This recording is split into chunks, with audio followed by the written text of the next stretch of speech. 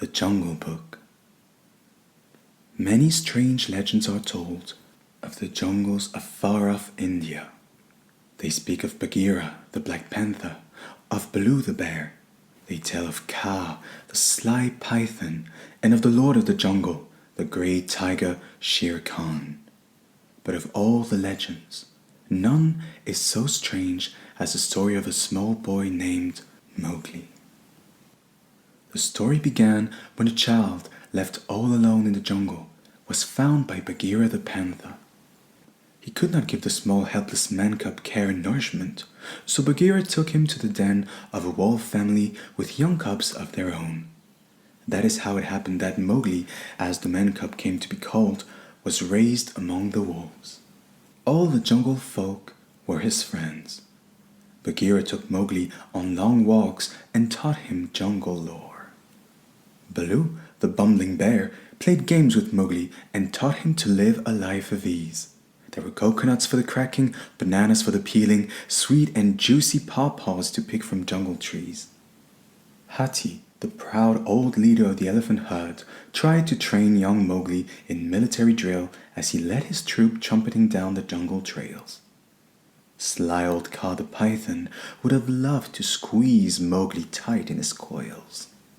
Mowgli's friends warned him against Kaa. It was Shere Khan the tiger who was the real danger to Mowgli. That was because Shere Khan, like all tigers, had a hatred of man.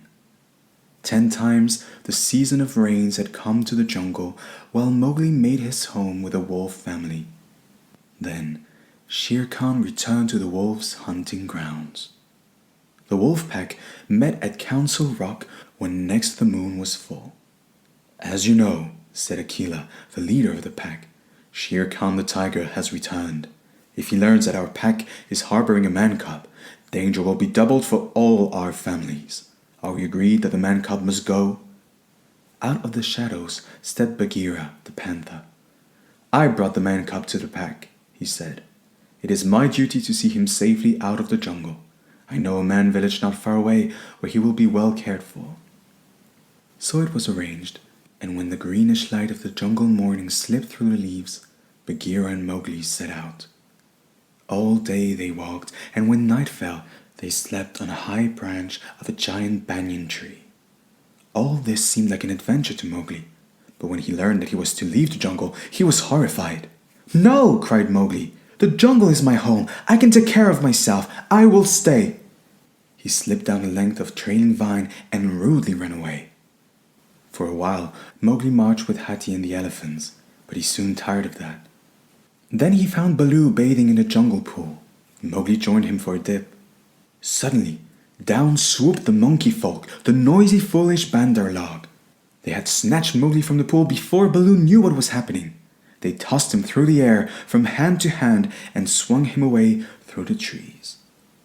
Off in the jungle, Bagheera heard Mowgli's cry and came with a leap and a bound.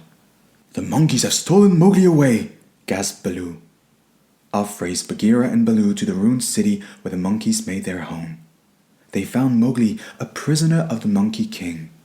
"Teach me the secret of fire," the Monkey King ordered Mowgli. "The magic of fire will frighten even Shere Khan. With it, I shall be the equal of men. Until I know this secret, you are my prisoner." It took quite a fight for Bagheera and Baloo to rescue Mowgli that time. "Now you see," they told him, "why you must go to the man village to be safe." But alas, that foolish boy would not understand. He kicked up his heels and ran away again. This time, his wanderings led him to where Shere Khan lay waiting in the high grass, smiling a hungry smile. When Mowgli caught sight of the tiger, Shere Khan asked, "Well, man-cub, aren't you going to run?"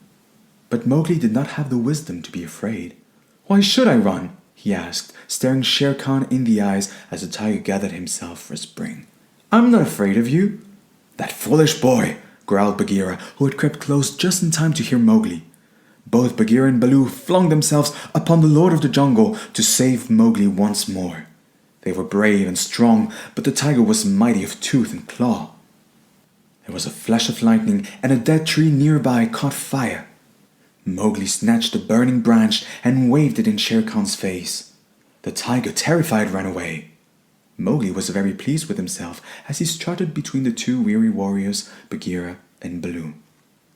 Suddenly, Mowgli stopped. From ahead came a sound that was strange to him. He peeked through the brush. It was the song of the village girl who had come to fill her water jar. As he listened to the soft notes of her song, Mowgli felt strange inside. He felt that he must follow her. Mowgli crept up the path to the village, following the girl and her song. Baloo and Bagheera watched the small figure as long as it could be seen. When Mowgli vanished inside the village gate, Bagheera sighed a deep sigh. "It is just as it should be, Baloo," he said. "Our Mowgli is safe in the Man village at last. He has found his true home."